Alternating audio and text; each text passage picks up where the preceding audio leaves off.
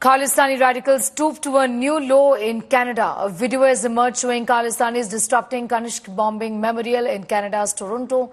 Indians living in Canada organized a peace memorial on the 23rd of June on the occasion of the anniversary of the bombing of an Air India aircraft that killed 329 people, including 29 children. Khalistani terrorist sympathizers were seen harassing and disrupting the memorial service arranged by the families of Air India Flight 182. The incident also raises several questions on Canadian Prime Minister Justin Trudeau's soft approach towards Khalistani terrorists. Earlier on the 18th of June, the Canadian Parliament marked the one-year death anniversary of designated terrorist Hardeep Singh Nijjar by observing a moment of silence. The Kanishka bombing underscores the urgent need for a unified global response to combat terrorism. It is a reminder that terrorism knows no borders and that international cooperation is essential in preventing such tragedies.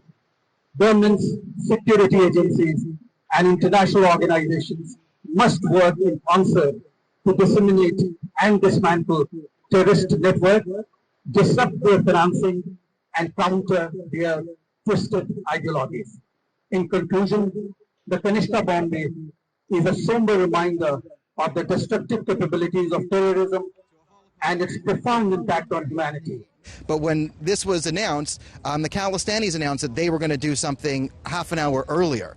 And it's really shameful behavior because they have shirts on with Hardeep Singh Nijjar and other Khalistani terrorists who have praised the Air India bombing. They've praised Tawinder Parmar, who I don't know what Tawinder Parmar is famous for if he didn't blow up the airplane like they claim he did.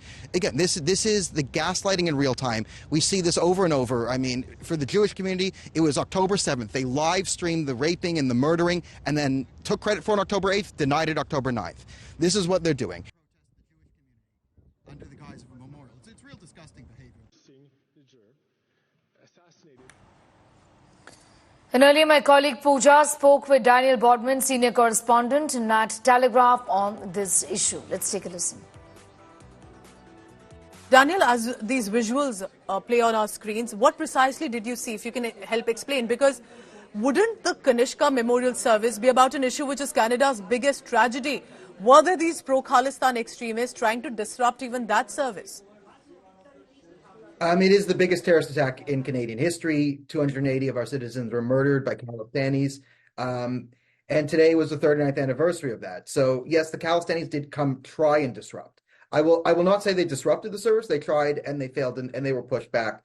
I got there early because I had posted that I was going to come and pay respect because I think it's important for all Canadians to do so.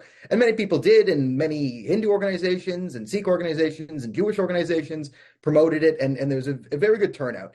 But when it went public, the Khalistanis then decided yesterday to try and hold a memorial service half an hour before we were. So I had gotten there early to make sure that this didn't happen, and because the victims' families had a permit, the Khalistanis tried to pretend that they had a permit to be there. So when I saw them sort of setting up and coming, and I saw cops around them, I went to go confront and sort of explain, because it might not come as a shock to anyone here, the Canadian institutions are at best clueless when it comes to Khalistani terrorism.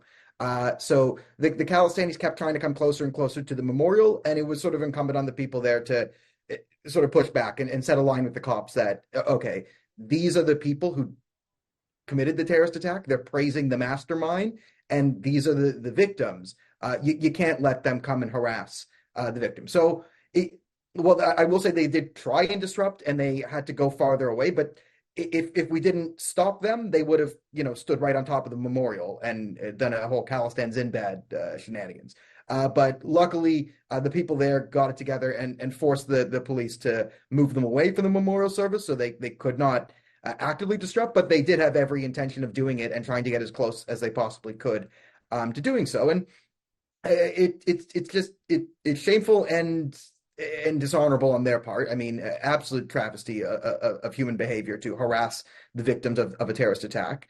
But I am proud of the community that did come band together and push back and sort of ruin their plans to disrupt. And we actually did have a meaningful memorial service And it was a great display of unity between different communities and Canadians sort of united against terrorism. So I will say definitively they did not disrupt the service, although they made every attempt to do so.